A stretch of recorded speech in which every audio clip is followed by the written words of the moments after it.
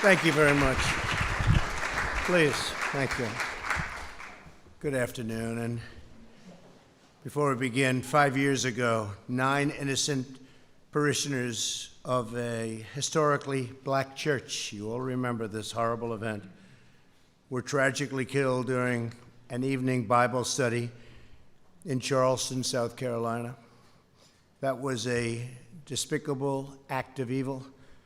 Today we remember this somber day as our hearts still break for the victims, and our prayers go with all. That was a terrible event. It was a terrible day.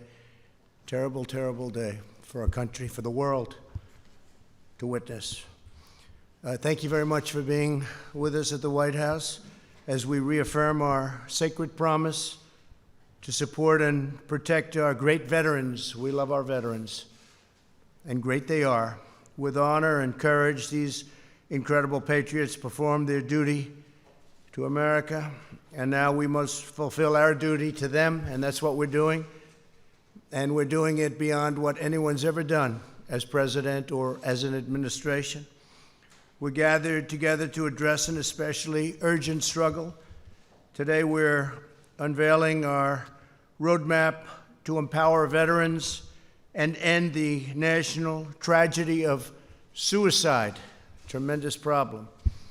Tremendous, tremendous problem. My administration is marshaling every resource to stop the crisis of veteran suicide and protect our nation's most treasured heroes. They've been through so much, and it's such a deep-seated problem. And we're doing tremendous research and everything you can do. But it is something that nobody quite understands, and they're gaining knowledge, but they don't quite understand it.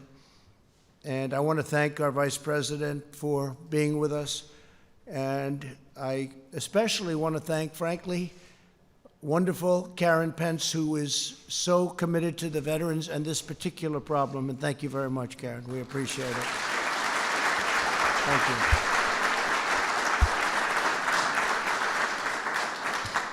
Here as well are several members of Prevent's task force. Prevent's, it's called. Prevent's. Secretary of Veterans Affairs, Robert Wilkie. Robert, great job.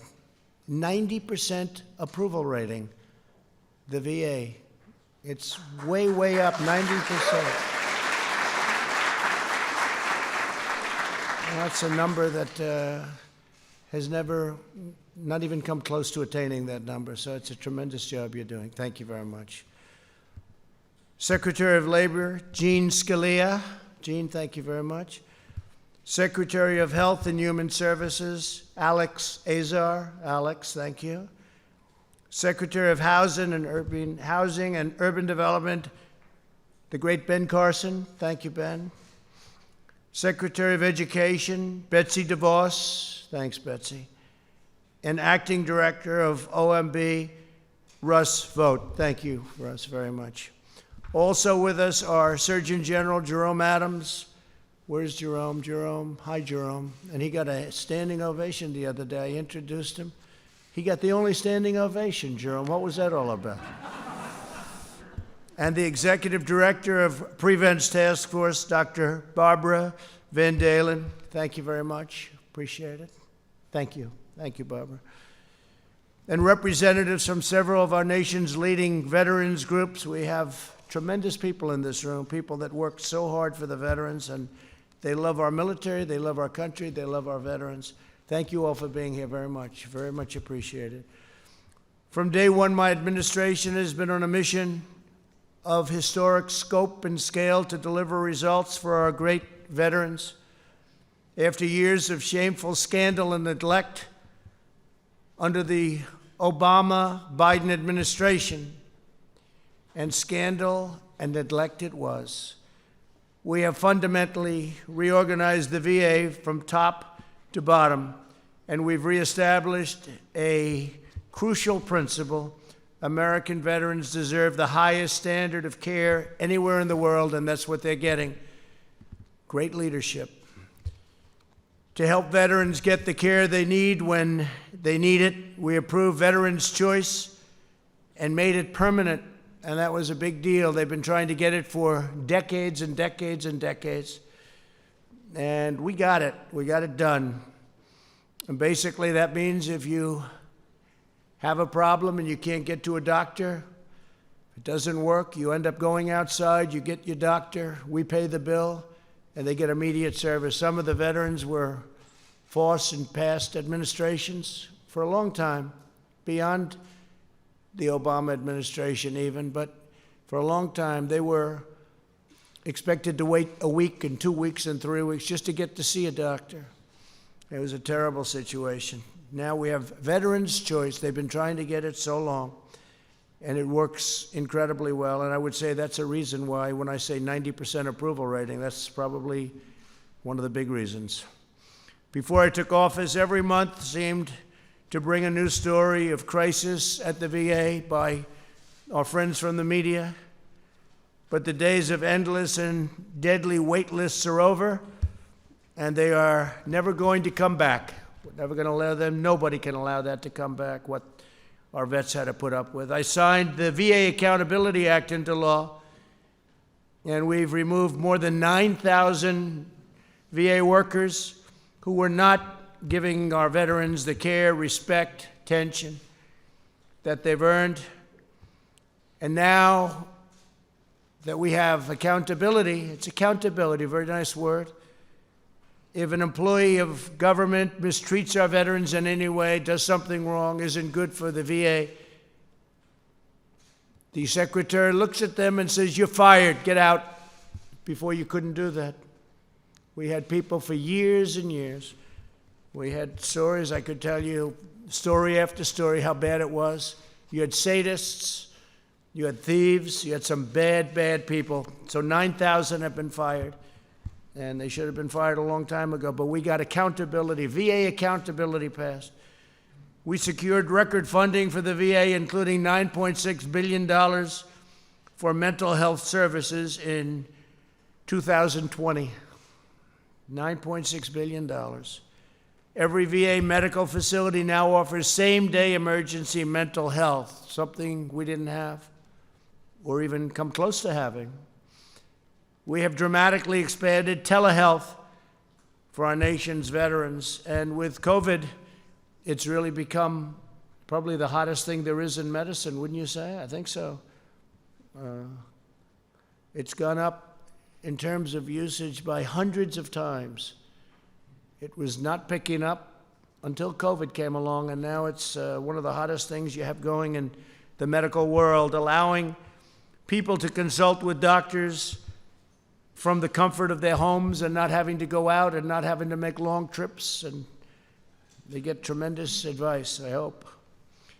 The promised White House VA hotline that I've been talking about has fielded more than 400,000 calls right in the White House, successfully resolving 98% of veterans' concerns. It's a great thing.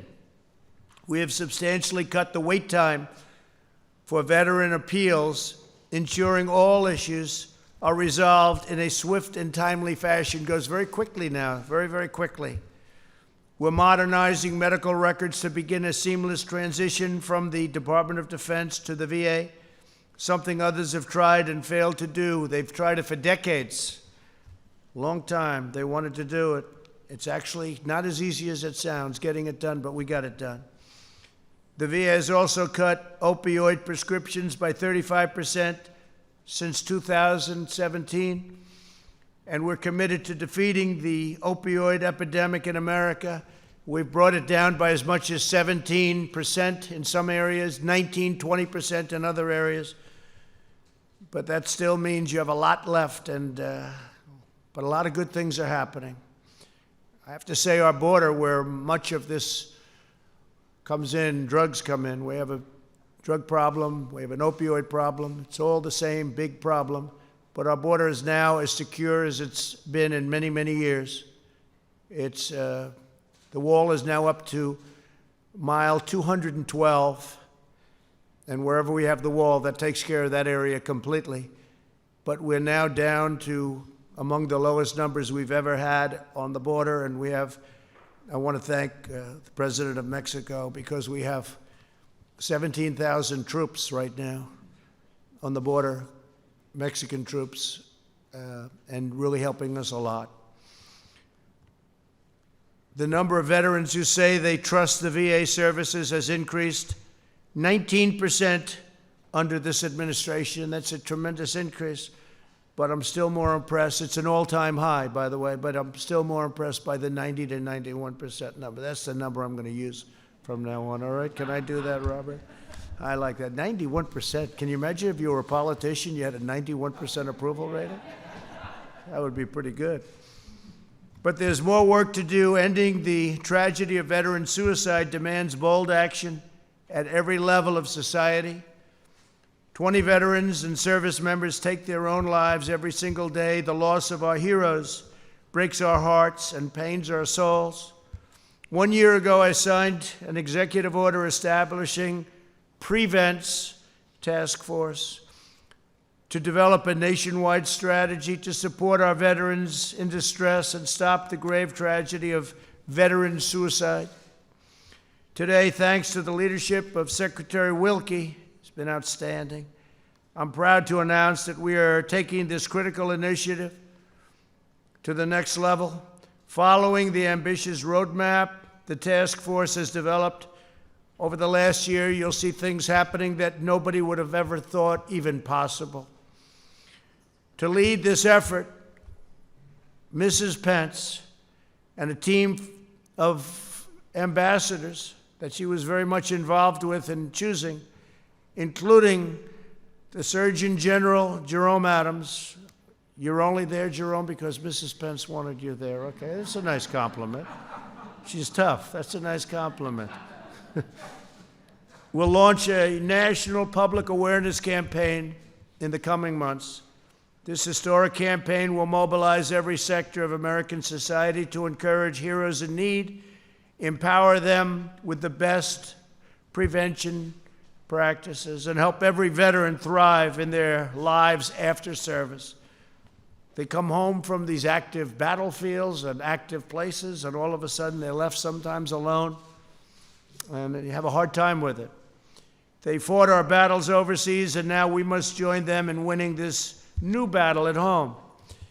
There's no single solution to this issue. Every resource must be brought to bear. We're expanding our partnerships with military and veteran organizations, universities, faith-based leaders, businesses, nonprofits, and all levels of government to establish specialized support systems for our veterans. The task force has already partners with 30 large corporations to help them prioritize the mental health of their employees, and we will continue adding to that number, and the number is growing very rapidly, very, very rapidly. We're also launching a national research strategy. The Prevent's Office will work with the greatest scientific minds across our nation to evaluate research to better understand the trauma service members face. They face tremendous trauma. Identify effective treatments and communicate their findings to the public. The Prevent's Office is currently reviewing the $1.5 billion of federal funding committed to suicide prevention to make sure research goes where it is most needed in order to save lives and to make lives better.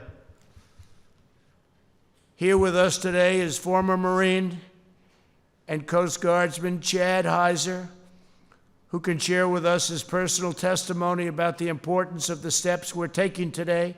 And Chad, if I could, please, would you say a few words? Thank you.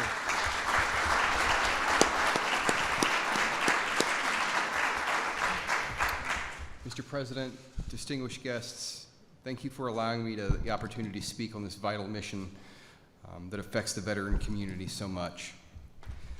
The Bible says in Jeremiah 29:11, "For I know the plans I have for you, declares the Lord, plans to prosper you and not harm you, plans to give you a hope and a future." God never wastes a hurt. These are the words I was told long ago by a mentor and friend, but never really understood their impact until I began the healing process from my trauma that I experienced in combat as a United States Marine. On March 23, 2003, in one horrific day, 18 Marines were killed that were part of Task Force Tarawa during the invasion of Iraq at the Battle of Al-Naziriyah. 3 days later, there was a friendly fire incident which rounds were mistakenly fired, resulting in the injury of Marines. After being honorably discharged at the end of my enlistment, I returned home feeling guilty for surviving, shame for feeling like I hadn't done enough. The war was still in my mind. I was detached physically, emotionally, and spiritually. I was angry and isolated from the world, including my family.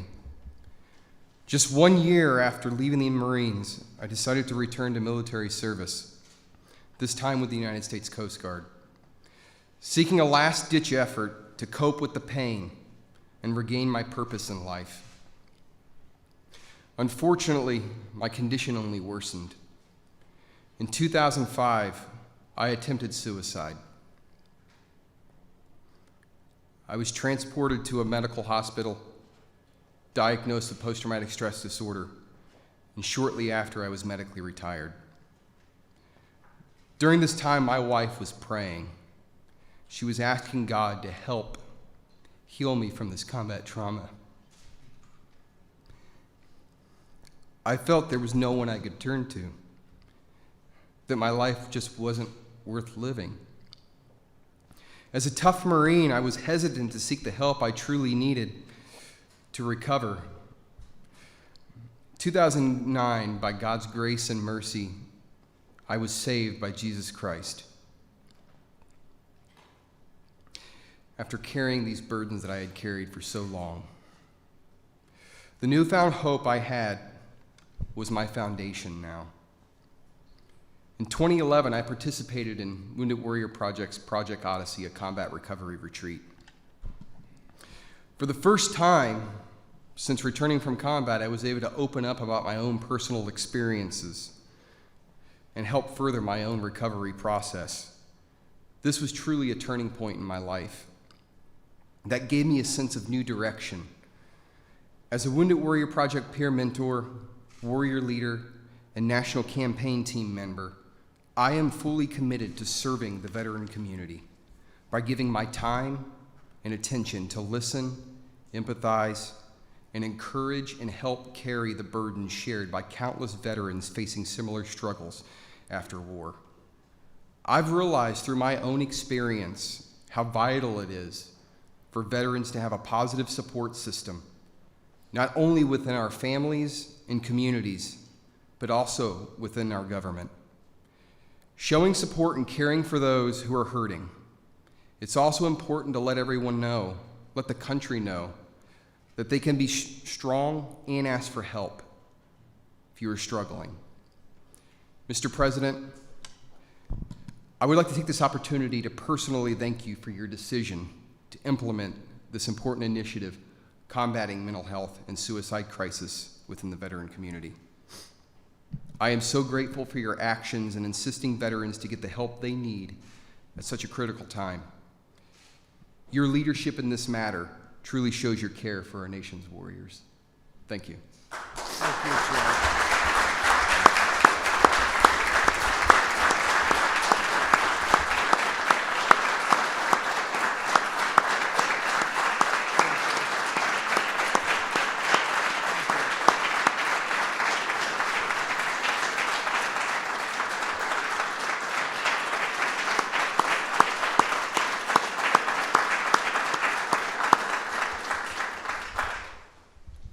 That's fantastic, Chad. Thank you very much. I thought because she's so important to what we're doing, I could just, prior to Secretary Wilkie, ask Karen Pence to say a few words. And she's going to be leading us into the Promised Land on this very tough subject. Do you mind? Please. Either one, Karen.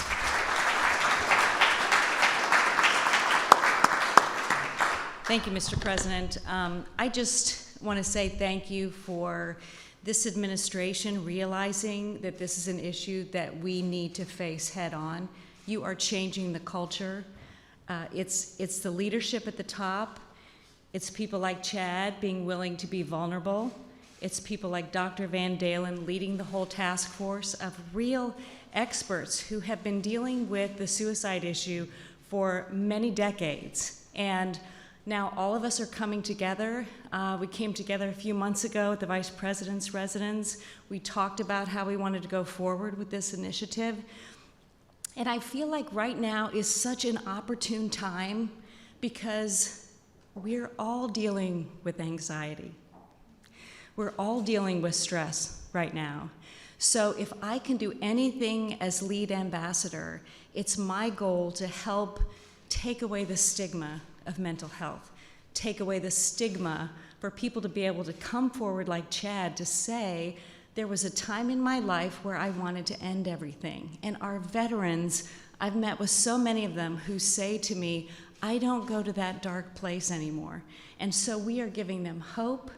We want them to know, and anyone who's considering suicide, that there are people out there who want to help. There is a way forward, and I just am so grateful and honored to be lead ambassador for Prevents. So thank you, Mr. President. Thank you very much.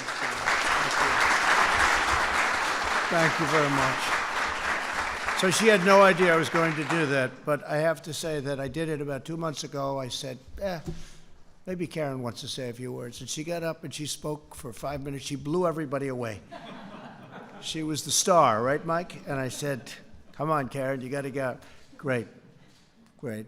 Really appreciate it. You're going to do a fantastic job. Thank you very much. Mr. Secretary, let's go.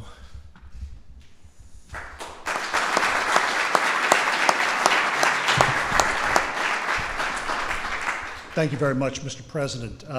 I have been accused by some in this room of living in the 19th century and looking back on American history before I make any decisions.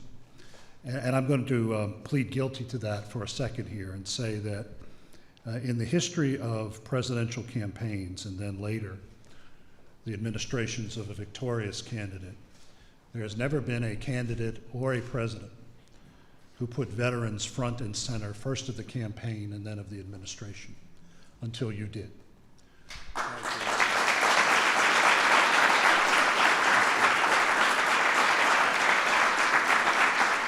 I'm going to speak for Mrs. Pence, and I'm going to speak for myself as the son of a grievously wounded combat soldier from Vietnam, and in Mrs. Pence's case, the mother of a Marine warrior.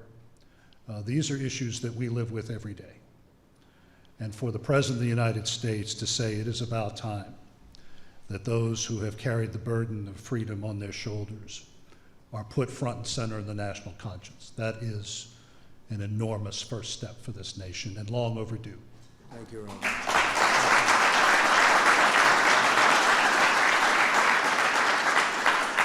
I've thanked Mrs. Pence. I want to thank two other people.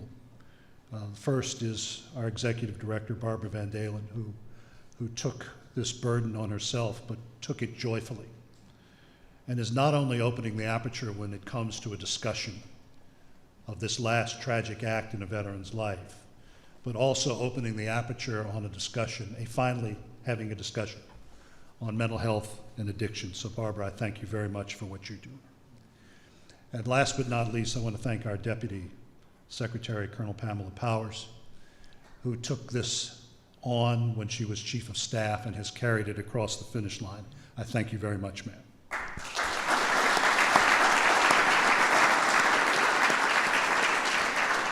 Mr. President, I'll go back to that history. In the 1890s, one of your predecessors, whose portrait hangs in the green room, was alarmed at the reports he was receiving from the Frontier Army of countless deaths amongst officers and men on the far outposts of the American West.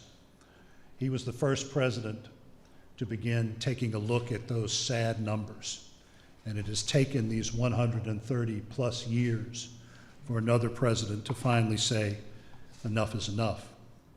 On any given day, 20 American warriors take their own lives. Those are active duty, guardsmen, reservists. The largest part of that number is from my father's generation in Vietnam. But another reason why this task force is so important is that it will point the way for the rest of the country. Growing up as a youngster at Fort Bragg, the leading cause of death amongst my classmates in junior high and high school was automobile accidents. Today, it is suicide. It is a scourge that is impacting every segment of this country. So I want to thank the President for having the vision to identify the real solution to this national problem, and that is us, each one of us. Each one of us can help end the stigma that has prevented America from taking on the important issue of mental health.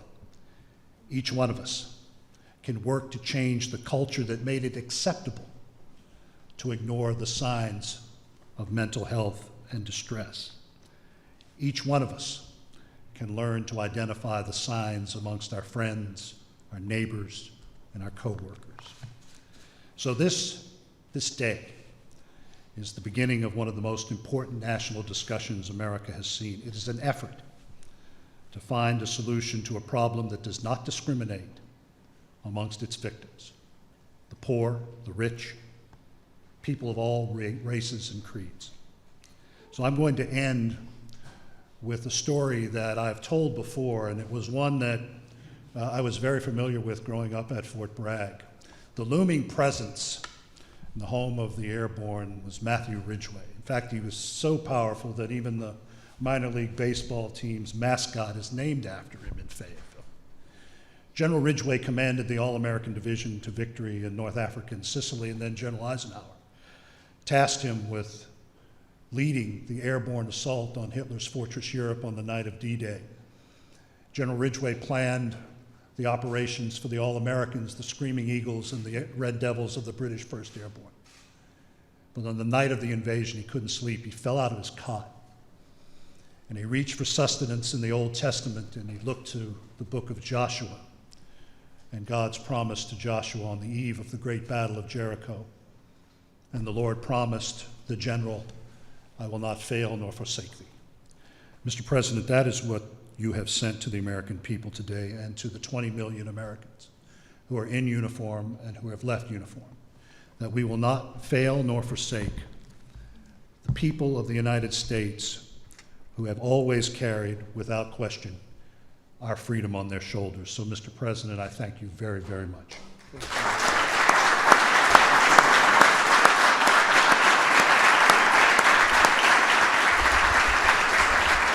Great job you did. So Karen Pence has stated beautifully just a little while ago that the two words anxiety and stress. And all I can say, Mike, is thank goodness we don't have any anxiety or stress in this job with these people back there. But I will tell you, we're working very hard on this problem, and I think we've made a tremendous amount of progress. I even noticed your number, 20. 20 is different than 24. You know what that means, each day. Hard to believe, each day. But 20 is a big difference, and we're getting it way down. And with some of the treatments that we're talking about, I think it'll go a lot lower than that. And Barbara, I want to thank you very much. I want to thank Chad. I want to thank you very much. It was a beautiful, beautiful statement. You've done such a fantastic job. I see General Kellogg. He's one of our great generals. He's done a fantastic job for me, and he's doing some very important things for me right now. So, General, thank you very much. Really fantastic job. And we will have another meeting soon, and that meeting will be a meeting of progress, because I know with Karen in charge and with the Surgeon General working along with Karen and the group that you have, I know every one of them, you're going to make big, big progress very, very fast. So thank you very much. Thank you, Karen. Thank you very much. Mike, thank you.